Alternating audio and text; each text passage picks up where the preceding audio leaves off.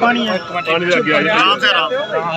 आराम करें तक चक्कर मारो आराम करें सर जय माता दी क्या फोटो एक मिनट सारे की करिए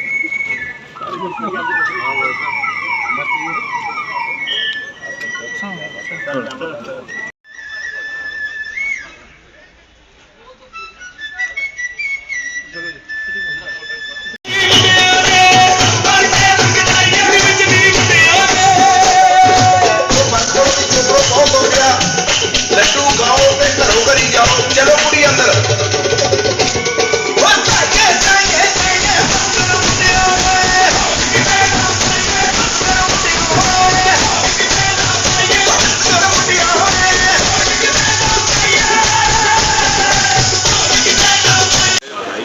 central bureau of communication ministry of information Bharat सरकार पिछले कुछ वर्षों से ये क्रम शुरू किया गया है।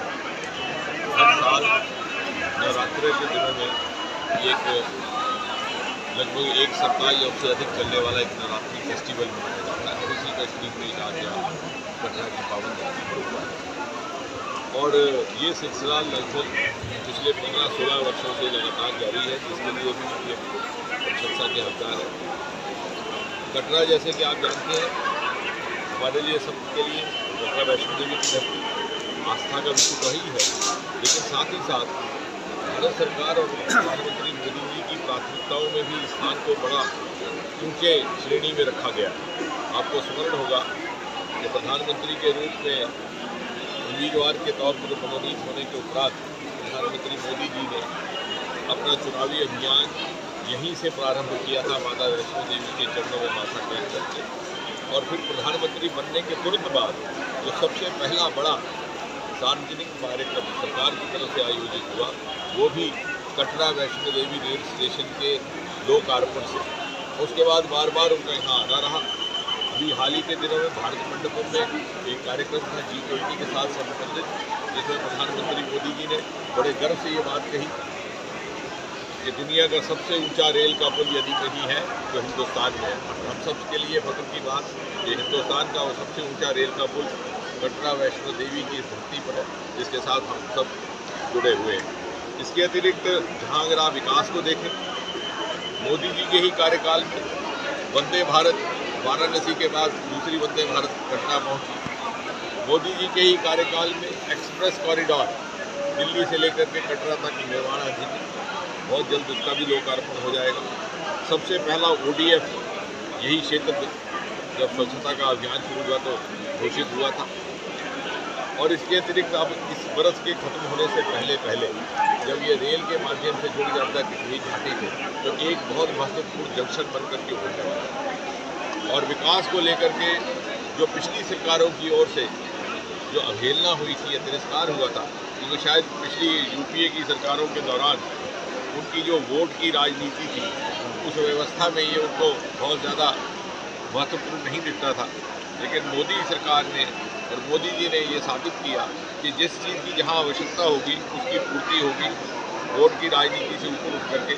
इसलिए गुजरे वर्षों की कुताहियों को दूर करते हुए विकास के अनेकों कार्य किए। लेकिन साथ ही साथ आज जैसे हम जिक्र कर रहे थे कि समाज सुधार के कार्यों की तरफ भी कुछ हमें विचार करने की आवश्यकता है। इस सारे क्षेत्र में पंजाब से लेकर के जम्मू और अब यहाँ भी कहीं कहीं से इस तरह की सूचना मिलती है जिससे दिल निराश हो जाता है कि नशाखोरी की आपदा यहाँ पर भी प्रवेश करने लगी।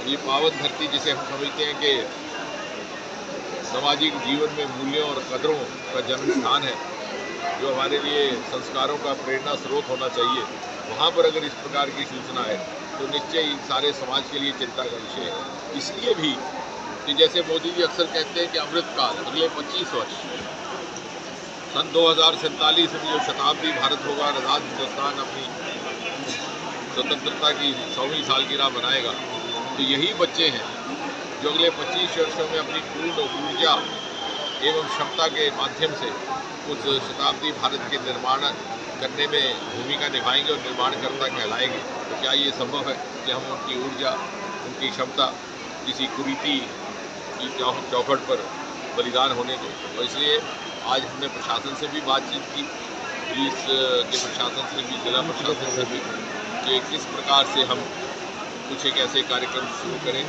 कि नशाखोरी की आपदा यहाँ पर और ना बढ़ पाए। डी एडिक्शन तो एक सरकारी स्तर पर होगा भी, लेकिन साथ ही साथ हमारे कार्यकर्ता और हमारे सामाजिक दल भी इसके साथ जुड़ करके कुछ एक शिक्षण प्रशिक्षण परिवारों का भी, अध्यापकों का भी और बच्चों का भी इस प्रकार से किया जाए कि जिस तरह से 8-9 वर्षों में विकास का एक उदाहरण बन के, रोल मॉडल बन करके कटरा वैष्णो देवी की धरती समेत पूरे विश्व में, पूरे देश में इसकी मिसाल दी जाती है, उसी प्रकार आने वाले समय के लिए संस्कारों और मूल्यों की जिस प्रकार से पालन करते हुए देश के निर्माण और समाज के निर्माण और राष्ट्र निर्माण में हम उसको समर्पित कर सकते हैं, उसका भी उदाहरण यही। सर, जिस तरह से आप उनकी सारी बातों का सर, इजराइल हमास युद्ध में भारत का क्या रोल रहेगा? बाकी तो नहीं बनता, क्योंकि इन बातों का निर्णय तो चुनावी आयोग करता है। बाकी भारतीय जनता पार्टी तो सदा हर प्रकार के चुनाव के लिए तैयार रहती है। देश में